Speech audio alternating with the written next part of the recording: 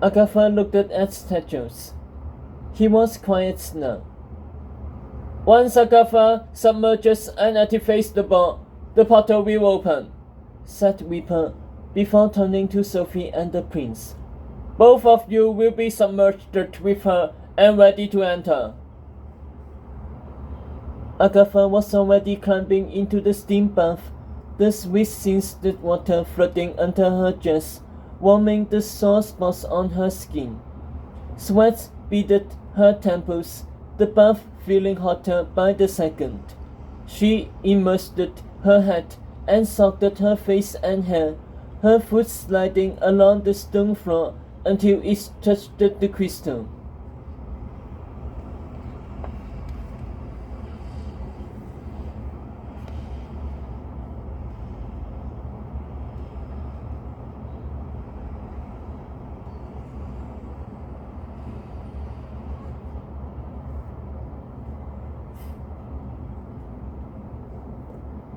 A bomb of water detonated near her, 10 muscles peeking through liquid clouds. Agatha resurfaced, and through the mist she saw Teju's eyes closed and gritting his teeth as the heat burnt at once on his bare chest. His breeches ballooned with water, his legs stretching out and grazing Agatha's thigh. He opened his eyes and caught her watching. He flicked foamy water at her. Agatha splashed him back hard. Tetros grabbed her percussionally and pulled her to his chest, her body smushed against the bubbling breeches.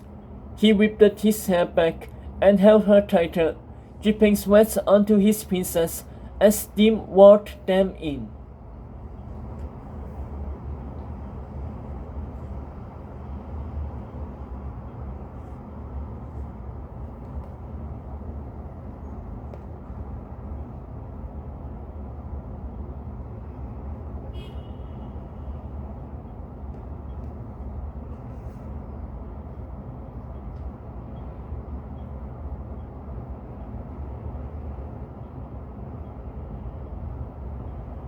Slowly, the steam broke apart and they saw Sophie gaping at them.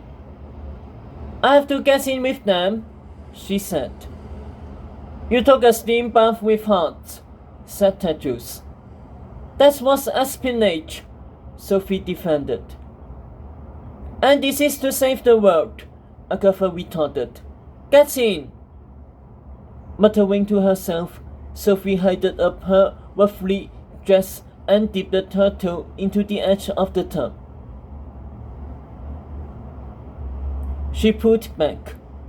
You know, I can't swim and I'm feeling a bit feverish. Might be Jordan's or the diphtheria. All that's oversaw the food at the castle. And now that's a thing about it. This is Aggie and Teddy's mission. They should be the ones to find out why Ryan put the sword instead of Teddy. I hardly know Ryan at all.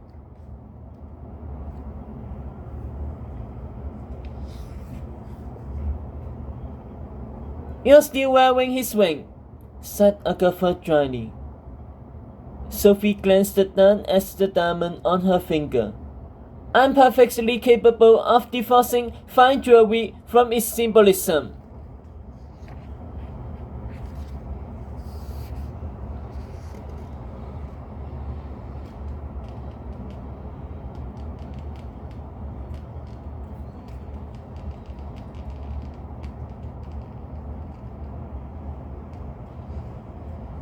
Ryan picked you to be his wife, Reaper pointed out. He chose you to stand by his side, even though he has a brother far more loyal to him than you'll ever be. So why would Ryan take a queen at all? A queen he certainly doesn't love. He chose you for a reason. You are as much a part of this story as Tedros and Agatha, and we need to find out why. Though, if you insist you serve no purpose, I am happy to leave you to the Gnomes and see what they do with a friend of King Arthur's son.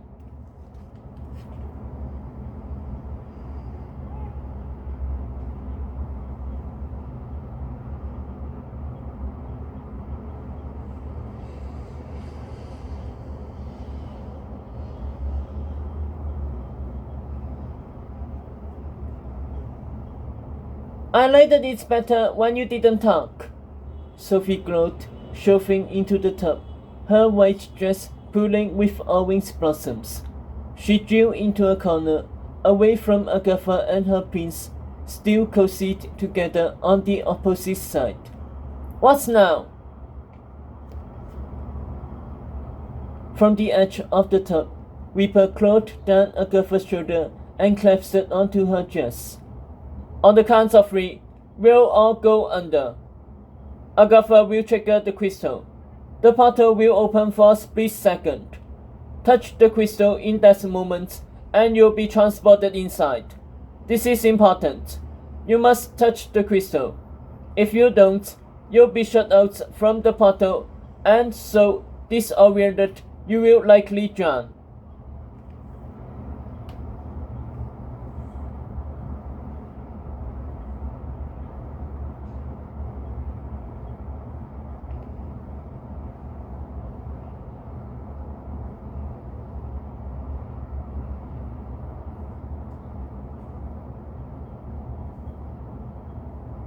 Meanwhile, Beatrix gets to purchase a tree, Sophie murmured. Weeper shivered the body clung tighter to Agatha's collar. The cat tried not to let his tail touch the water until it had to. On your count, Agatha. Agatha pulled away from Tejas and slid across the stone rim of the tub until the crystal was under her toes again. Gone was her sense of being overwhelmed, replaced by just in where her story had led her. If this was the face and Merlin's unfinished quest, then she would do everything to finish it. She looked at her prince, then her best friend. Ready? Anything that gets me to the truth, Tejas stilled. Anything that gets me to a new dress, said Sophie. Agatha took a deep breath. 3, 2, 1. She plunged into the tub with Weeper, the twin splashes of Sophie and Tejas blooming underneath. Agatha thrust her head downwards, tingling in her friend's limbs as she flattened her body against the stone floor so she was level with the orb. She gazed through the cracked glass into the center of the bowl, the silence of the waters stirring her mind.